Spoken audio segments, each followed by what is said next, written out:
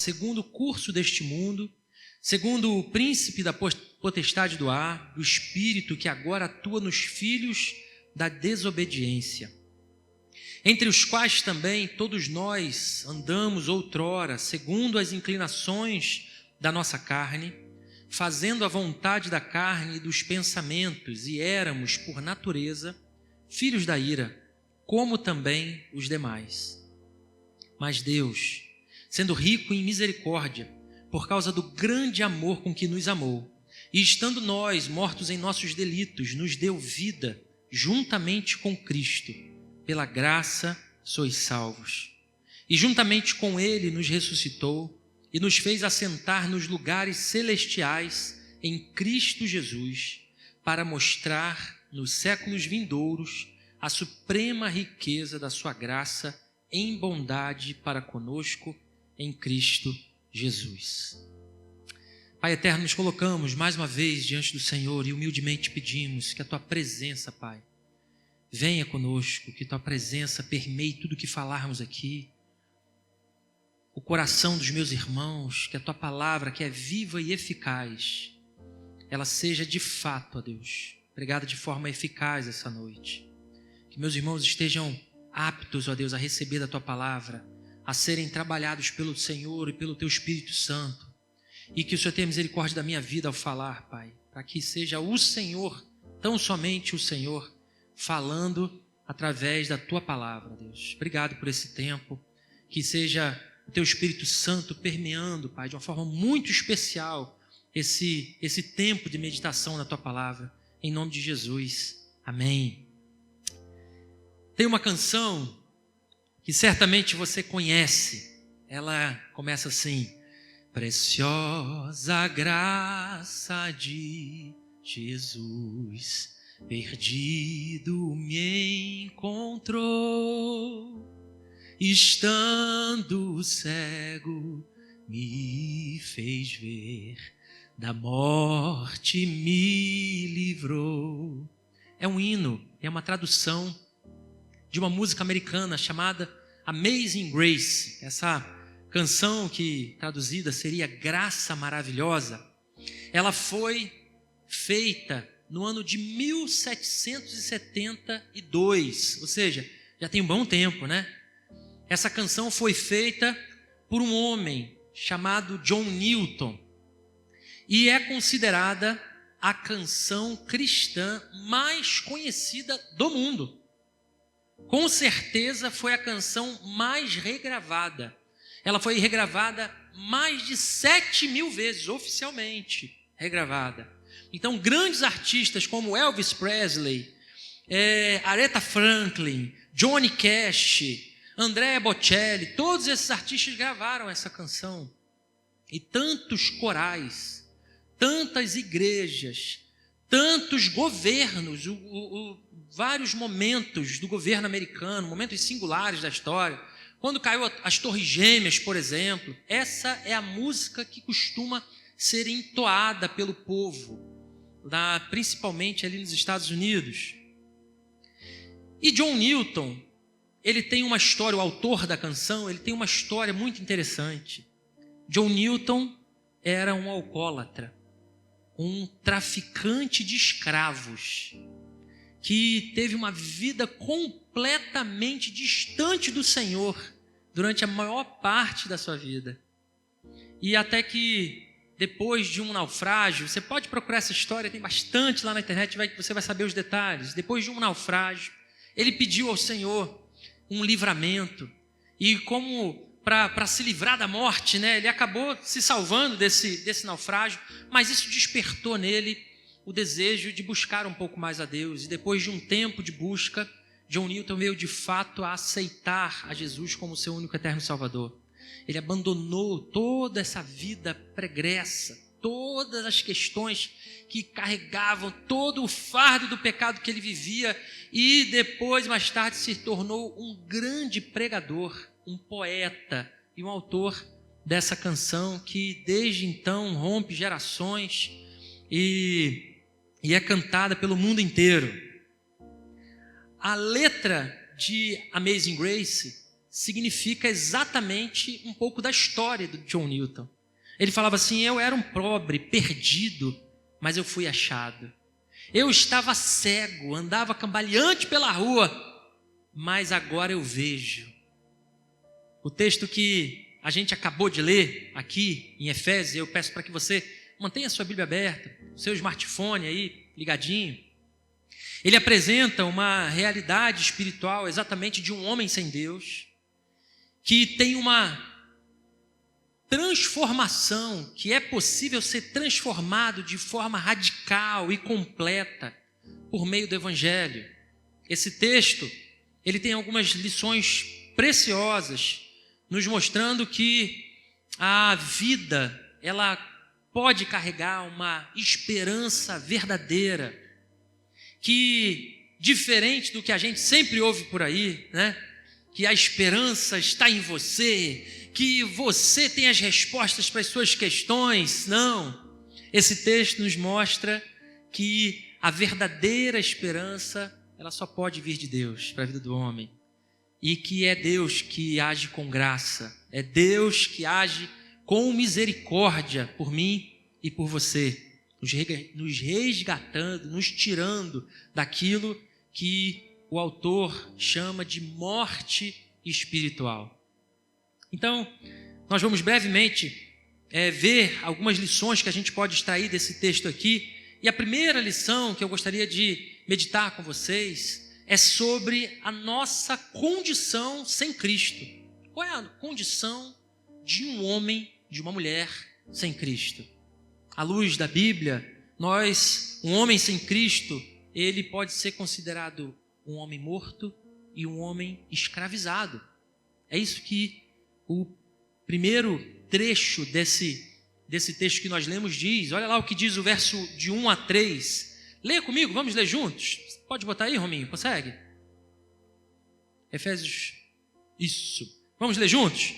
Ele vos deu vida, estando vós mortos nos vossos delitos e pecados, nos quais andastes outrora, segundo o curso deste mundo, segundo o príncipe da potestade do ar, do espírito que agora atua nos filhos da desobediência, entre os quais também todos nós andamos outrora, segundo as inclinações da nossa carne, fazendo a vontade da carne e dos pensamentos, e éramos, por natureza, filhos da ira, como também os demais. Olha que interessante.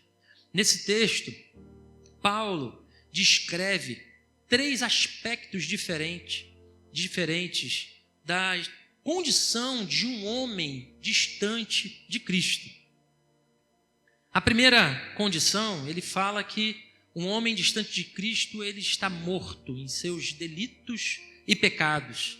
Quando a gente fala sobre uma morte espiritual, a gente está falando de um homem que está separado de Deus, que está distante de Deus, de um homem que é incapaz de responder a Ele, incapaz de viver para a glória de Deus, um homem que não tem o toque do Espírito Santo e por isso muitas vezes ele continua caminhando nos seus erros, continua caminhando em caminhos que vão cada vez mais distanciando ele de Deus, e não por causa da presença em si de Deus que se afasta desse homem, mas por causa do próprio homem que se vira contra Deus, do próprio homem que não deseja escutar o que Deus tem para dizer, do próprio homem que não deseja considerar a vontade de Deus para a sua vida. Quando a gente avalia a situação de mortos espiritualmente, a gente lembra de um texto do próprio Paulo, quando ele escreve em Romanos, no capítulo 6, verso 23, quando ele diz que o salário do pecado é o quê? A morte. O salário do pecado é a morte. A segunda condição, o segundo aspecto, dessa condição de um homem sem Cristo, de acordo com esse texto, é que um homem sem Cristo, ele é escravizado pelo mundo, ele é escravizado pela sua própria carne e ele é escravizado pelo diabo. Quando a gente segue o rumo desse mundo decaído, quando a gente segue simplesmente a rota do que o mundo nos apresenta ou prega para nós como vontade, para mim, para a sua vida, a gente vai ver que nós acabamos sendo dominados pelo príncipe do poder do ar, ou seja, ele está se referindo a Satanás aqui no texto. A nossa natureza caída nos leva a buscar os próprios prazeres. E a gente fala muito sobre isso aqui. Quantas e quantas vezes eu repito isso, né? E quando nós queremos simplesmente fazer as nossas vontades, né? Como dizem por aí, não faça a sua vontade, é você mesmo que deve. A felicidade está em você. Nós, na verdade, nos tornamos escravos dos nossos desejos, escravos daquilo que pensamos ser o melhor para nós.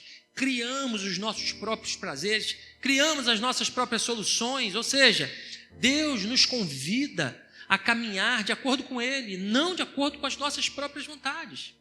Quando fazemos as nossas próprias vontades, naturalmente seguimos o curso do pecado, seguimos o curso das vontades de Satanás. Ou seja, um homem sem Cristo, ele está morto em seus delitos e pecados, ele está escravizado pelo mundo, pela carne, pelo diabo, e mais ainda, mais grave ainda, de acordo com o texto, ele está debaixo da ira de Deus. Debaixo da ira de Deus. Quando nós pecamos e quando nós vivemos uma vida em pecado, nós naturalmente sofremos as consequências desse pecado. Com certeza, o exemplo de John Newton mostra isso. Um homem que vivia alcoolizado, que tinha uma vida onde traficava escravos, uma vida distante do Senhor, e que vivia uma vida triste, vivia uma vida lamentável, vivia uma vida, como a gente diz, uma vida de desgraça, que é uma vida sem a graça do Senhor. Essa vida, o aspecto mais grave ainda, é que, de acordo com o texto, essa vida está debaixo da ira de Deus. Debaixo da ira de Deus, como pecadores, a gente não apenas sofre as consequências do pecado, mas a Bíblia diz em Romanos 2 que nós somos alvos legítimos do justo juízo de Deus. Alvos legítimos, ou seja, válidos do justo juízo de Deus. Ou seja, nós sabemos que a ira do Senhor, ela não é uma ira impulsiva, uma ira vingativa, mas é uma resposta contra o nosso pecado. É uma resposta contra a nossa transgressão. É uma resposta ao caminho que nós temos seguido.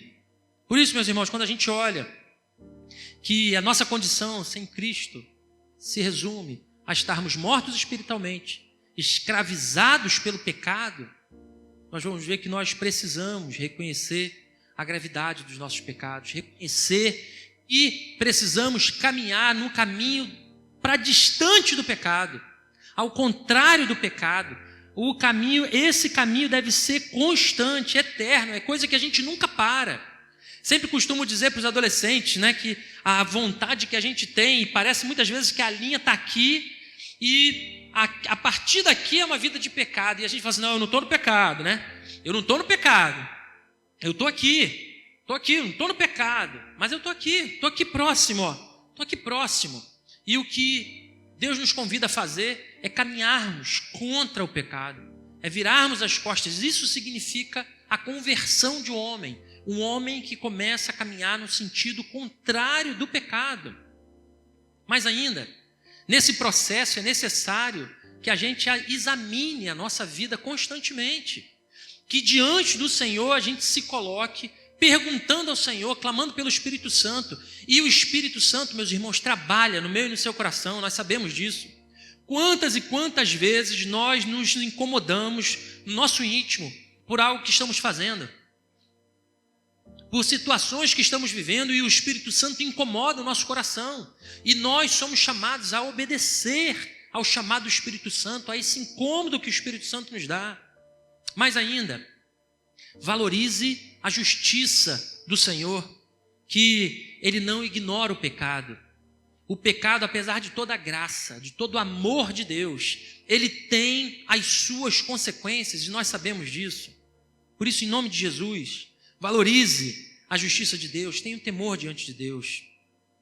O segundo ponto que eu quero compartilhar com vocês é que a graça de Deus na nossa vida.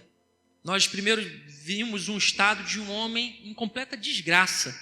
Mas existe uma graça de Deus sobre a nossa vida. E ela é apresentada nos versículos 4 e 5 do nosso texto, que é a vida em Cristo.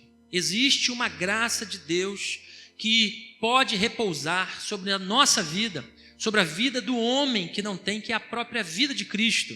Olha o que diz lá, os versos 4 e 5. Mas Deus, sendo rico em misericórdia por causa do grande amor com que nos amou, e estando nós mortos em nossos delitos, nos deu vida juntamente com Cristo. E aí ele termina, pela graça sois salvos. Olha que interessante que quando ele fala sobre um homem morto, e ele diz que através de Cristo esse homem ganhou vida, ele conclui a frase dizendo que isso é graça, e pela graça que você é salvo. O nome disso é graça. Apesar dos seus muitos delitos e pecados, existe um meio, e através de Cristo, Cristo te deu a vida. Isso é graça, meu irmão e minha irmã. Isso é uma vida de graça. Repare que o verso 4, ele começa com uma transição que deve ser uma transição gloriosa para mim e para você. Mas, todavia, Deus, sendo rico em misericórdia. Meu irmão e minha irmã, houve um dia na minha vida que essa transição aconteceu. Um dia onde eu caminhava em pecado, mas o Senhor agiu. Todavia, um Deus de grande misericórdia, um Deus que demonstrou o seu amor genuíno pela minha vida, Ele me amou. E Ele deseja amar também todo homem que se propõe a aceitá-lo como seu único eterno Salvador. E aqui, Paulo faz mais algumas revelações importantes que eu gostaria de considerar com vocês. A primeira delas é que a misericórdia e o amor de Deus é que são a base da nossa salvação. Isso é importantíssimo para a gente saber, porque não é pelo meu mérito, não é simplesmente por aquilo que eu faço de bom. A gente faz, irmãos, reflete aquilo que o Senhor já fez na nossa vida. Nós somos salvos e por sermos mesmo sem sermos merecedores dessa graça, sendo salvos, nós devemos ser gratos a Deus e viver uma vida de gratidão, de amor ao nosso próximo, de busca pelo Senhor, de gratidão diante do Senhor por aquilo que recebemos de graça. Mais ainda, temos que entender que Deus nos dá uma vida, mesmo quando ainda estamos mortos.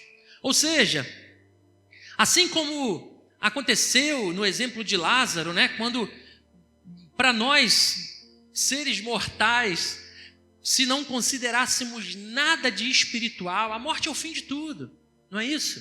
Não é assim que a gente considera a vida? A morte é o fim, acabou. E assim foi que Jesus chegou naquele vilarejo. E ele disse: Senhor, agora que o Senhor chegou, está demais. A morte é o fim. Meus irmãos, da mesma forma como o Senhor Jesus foi capaz de ressuscitar Lázaro, Ele também continua capaz de ressuscitar aqueles que estão mortos espiritualmente.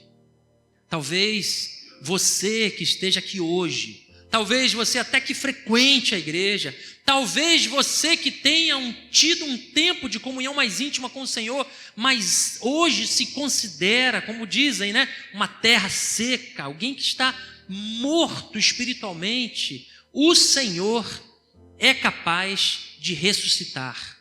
O Senhor é capaz de ressuscitar, e não pela sua força, mas única e exclusivamente por sua misericórdia e pela sua graça. Mas ainda, essa salvação, ela acontece na vida desgraçada de um homem por meio da graça do Senhor. Somente Deus é capaz de nos mostrar de fato o que é a graça genuína. E quando nós entendemos isso, irmãos, nós temos a certeza que a sua identidade, ela pode ser mudada. Mas ainda, a identidade do seu esposo, a identidade do seu filho, a identidade da sua filha, de quem está próximo a você, pessoas que você talvez esteja desanimado de orar, pessoas que você tem muito desejo para que ela conheça Jesus, ou simplesmente talvez você que ande próximo, mas nunca de fato teve uma decisão sincera com o Senhor. Essa identidade, ela pode ser completamente transformada, uma identidade que passa da morte para a vida. Terceiro ponto do nosso texto, versos 6 e 7. Leia comigo, vamos juntos? E juntamente com ele nos ressuscitou e nos fez assentar nos lugares celestiais em Cristo Jesus, para mostrar nos séculos vindouros a suprema riqueza da sua graça em bondade para conosco em Cristo Jesus. Olha que interessante. Paulo nos mostra aqui que a nossa salvação, ela não simplesmente nos livra da condenação do pecado, da condenação do inferno, mas nos eleva para uma condição de honra em Cristo. E nesse cenário, mais 3 pontos importantes eu gostaria de considerar com vocês. Primeiro, olha que interessante o que ele diz lá em Efésios 1, 20 e 21, que nós vamos estar assentados com Cristo nas regiões celestiais, ou seja, existe para aquele que conhece a Cristo uma posição de vitória contra o pecado, uma posição de vitória sobre as forças do mal, sobre o exército do mal. Mas ainda, existe também uma eternidade, não apenas uma vida limitada, não apenas um tempo de vida qualquer, mas toda uma eternidade para a demonstração dessa graça de Deus. Por isso, meus irmãos, se hoje um homem vive as dores desse mundo, seja elas quais forem, dores, sejam elas financeiras, sejam elas na doença, no corpo, sejam elas emocionais, nós em Cristo temos a proposta de viver toda a graça do Senhor, não por um tempo limitado, mas por toda a eternidade. Essa é a proposta da salvação. Viver plenamente a graça de Cristo, a demonstração dessa graça através de toda a eternidade. Nós cantamos aqui, né? Como é que é Caminho no Deserto? Me lembra aí. Não, o refrão. Meu Deus é Deus de milagre, Deus de promessa, caminho no deserto, luz na escuridão. Esse é o Deus, irmãos, que nós servimos. E que aplicações nós podemos ter a partir daqui? É que quando nós conhecemos o Senhor, ainda nessa curta vida, nós já aproveitamos dessa vida com o Senhor. Nós já aproveitamos uma amostra dessa graça eterna que viveremos na eternidade com Ele. Nós já vivemos um pouco desse reino aqui. Nós, quando vivemos dessa forma, quando nós entendemos onde está essa esperança de fato da nossa vida, nós vamos enfrentar as nossas dificuldades com mais confiança. Nós vamos enfrentar as nossas dificuldades mais apoiados no Senhor e não nas nossas forças. Mais ainda, nós vamos glorificar a Deus com a nossa vida, nós vamos ser um testemunho vivo, depois que deixamos a morte espiritual, o homem naturalmente testemunha uma nova vida em Cristo, e essa é a proposta do Senhor para mim e para você, meu irmão. A passagem que a gente tem aqui na nossa frente, ela nos mostra a antiga condição de escravidão de um homem e a nova vida que nós podemos receber por meio da graça. Mas ainda nós podemos ter a consciência de que esse novo propósito, essa nova proposta que o Senhor tem para nós, é que nos dá força para seguir em frente. Por isso, meu irmão, a esperança do Senhor não é uma esperança que está em você. A esperança de Jesus é para você. A esperança de Jesus é para você. E se você ainda não experimentou dessa esperança sincera, eu gostaria muito que você pensasse, refletisse sobre isso. Não apenas aqui, não apenas nesse momento, mas refletisse sobre isso no seu dia a dia. Buscasse ao Senhor, assim como a palavra nos diz, enquanto se pode achar. Certa vez, Jesus disse lá em João, como descrito em João 6, que eu sou o caminho, a verdade, aliás, eu sou o pão da vida, né? E quem de mim come jamais terá fome. Jesus se apresentou como o pão da vida, né? E o interessante é que se você for procurar as receitas, você vai achar um pão chamado pão essênio.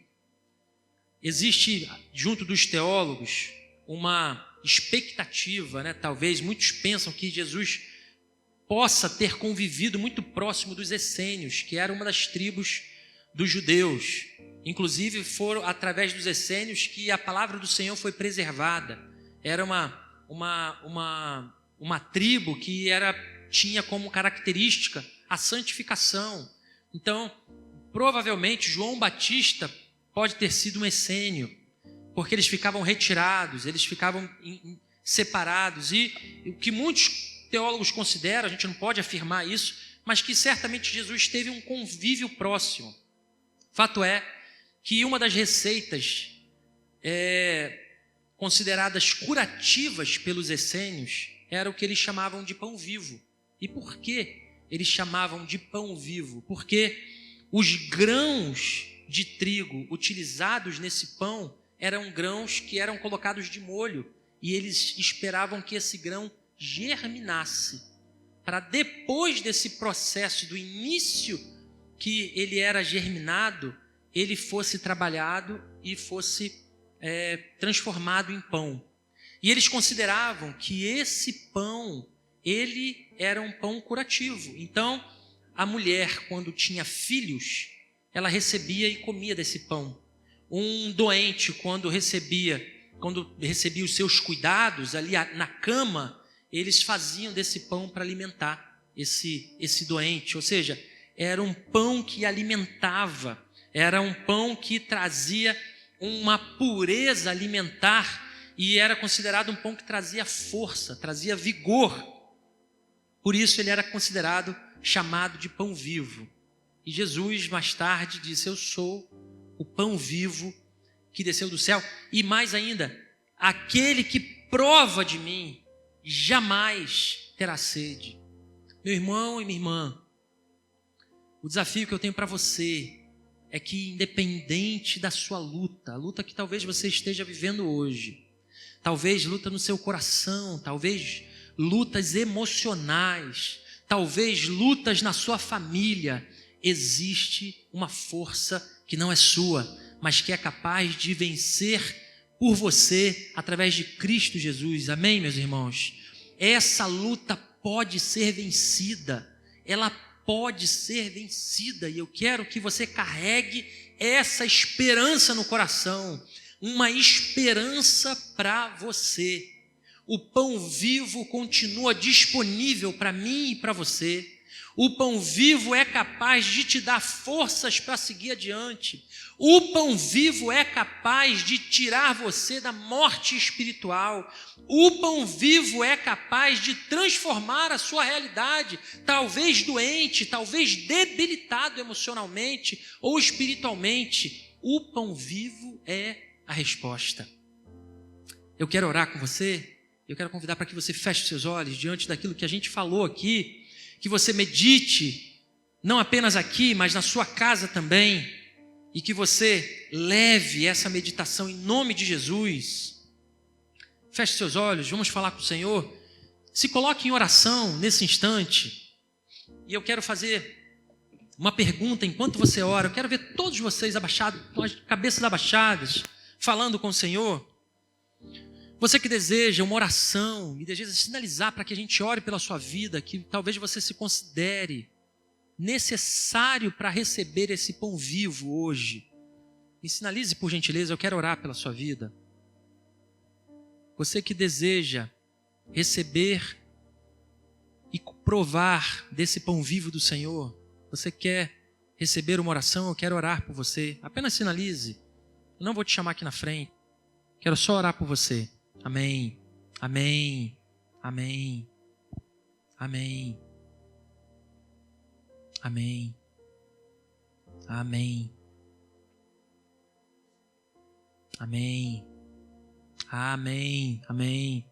Amém. Amém. Amém. Amém. Amém, meu irmão. Amém. Pai Santo, nos colocamos, Senhor, na Tua presença de uma forma especial, clamando em nome de Jesus, que o Senhor alimente, Deus, a nossa vida com esse pão vivo. Pai, em nome de Jesus, eu quero te pedir por esses irmãos que têm se considerado alguns mortos espiritualmente, outros debilitados espiritualmente. Deus, em nome de Jesus, que esses irmãos e irmãs possam receber a esperança do Senhor e caminhar nela. Pai, que o Senhor derrame o pão vivo que desceu dos céus e que em meio a tanta desolação, em meio à desesperança, em meio às doenças, em meio ao desencorajamento, em meio aos desafios, que seja o Senhor fortalecendo. Que a Tua palavra germine, que a Tua palavra alimente, que a Tua palavra transforme, que a Tua palavra continue dando forças, Deus. Pai, que em nome de Jesus, esses irmãos e irmãs possam sair daqui impulsionados pelo Senhor, encorajados pelo Senhor a tomar uma nova atitude diante do Senhor, uma atitude sincera, não uma atitude emocional, não uma atitude simplesmente movida pelas palavras que falamos aqui, mas unicamente pelo Senhor e pelo Teu Espírito Santo. Pai, nós queremos te pedir que em nome de Jesus o Senhor traga conversão hoje aqui no nosso meio. Que pessoas conheçam ao Senhor de perto, como nunca conheceram, Pai. Que o Senhor se faça presente, que o Senhor se mostre através da Tua palavra, que o Senhor se mostre através da oração, que o Senhor se mostre através das situações. Pai, em nome de Jesus eu quero te pedir para que tenhamos testemunhos do Senhor hoje aqui, para que tenhamos testemunhos do agir genuíno do Senhor no nosso meio, nas nossas famílias, nas nossas casas, nas nossas situações. Pai, em nome de Jesus, queremos clamar ao Senhor por essa esperança genuína que só podemos encontrar no Senhor. Para aqueles que estão perdidos, que possam encontrar direção, norte, através do Senhor e da Tua palavra. Para aqueles que não conseguem ver solução, para aqueles que não conseguem ver o agir do Senhor espiritualmente, para aqueles que vivem uma vida ingrata, que eles possam ver, assim como a canção de John Newton nos mostra, Deus, que sejamos testemunhas do Senhor, que possamos diante do Senhor celebrar uma maravilhosa graça que nos transformou, Pai. Essa é a nossa oração e humildemente nós a fazemos em nome de Jesus, em nome de Jesus. Amém, amém.